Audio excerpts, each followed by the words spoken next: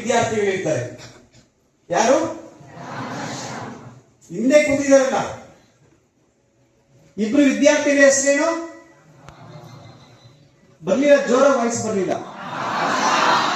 ಈಗ ನಿದ್ದೆಯಿಂದ ಎದ್ರು ಎಲ್ಲಾರು. ರಾಮ ಶ್ಯಾಮ ಅಂತ ಇಬ್ರು ವಿದ್ಯಾರ್ಥಿಗಳಿದ್ರು ಒಂದು ಶಾಲೆಯಲ್ಲಿ. ತುಂಬಾ ಆತ್ಮೀಯವಾದಂತ ಸ್ನೇಹಿತರು. ನಿಮ್ಮಲ್ಲೂ ಇಬ್ಬಿಬ್ರು ಇರ್ತಾರೆ, ತುಂಬಾ ಆತ್ಮೀಯರಾಗಿರ್ತಕ್ಕಂಥ ಗೆಳೆಯರು. ಆ ಇಬ್ರು ಗೆಳೆಯರು ಒಂದ್ ದಿವಸ ಮಾತನಾಡ್ಕೊಂಡ್ರು. ಏನು ಅಂದ್ರೆ, ದೂರದಲ್ಲಿರ್ತಕ್ಕಂಥ ಒಂದು ಕಾಡಿನ ಮಧ್ಯದಲ್ಲಿರ್ತಕ್ಕಂಥ ಒಂದು ಗುಡ್ಡಕ್ಕೆ, ಒಂದು ಬೆಟ್ಟಕ್ಕೆ ನಾವು ಟ್ರೆಕ್ಕಿಂಗ್ ಹೋಗೋಣ ಅಂತ, ಚಾರಣಕ್ಕೆ ಹೋಗೋಣ ಅಂತ ಎಲ್ಲ ಸಿದ್ಧತೆಗಳನ್ನ ಮಾಡ್ಕೊಂಡ್ರು. ಚಾರಣ ಅಂದ್ರೆ ಆ ಸಿದ್ಧತೆಗಳು ಹೇಗಿರುತ್ತೆ ಅಂತ ನಿಮ್ಗೆಲ್ಲ ಗೊತ್ತಿದೆ, ಹೌದಲ್ವಾ?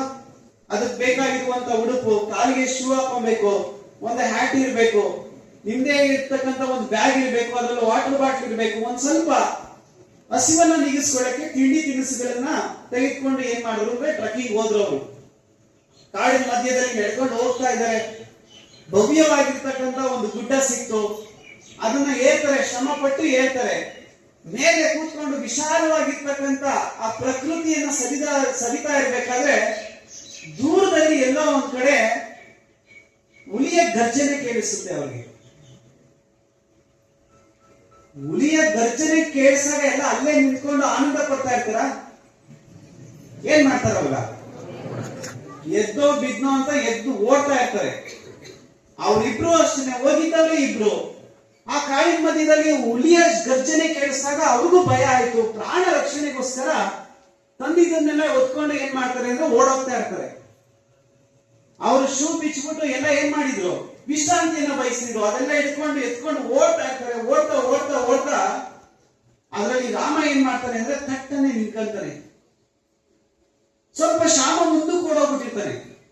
ಹಿಂದೆ ತಿರುಗಿ ನೋಡ್ತಾನೆ ಅವನ್ನ.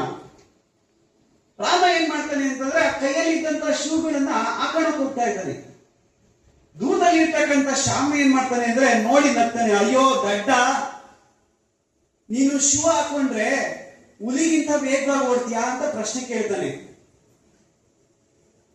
ಹುಲಿಗಿಂತ ವೇಗವಾಗಿ ಓಡ್ಬಿಡ್ತೀಯ ಆ ಶೂಗಳನ್ನ ಹಾಕೊಂಡ ತಕ್ಷಣ, ಎಂತ ದಡ್ತನ ಮಾಡ್ತಾ ಇದೆಯಲ್ಲೋ ಅಂತ ನಗ್ತಾ ಇದ್ದಾಗ ನೀವು ಆ ರಾಮನಿಂದ ಬಂದಂತ ಉತ್ತರವನ್ನ ಗಮನಿಸಬೇಕು.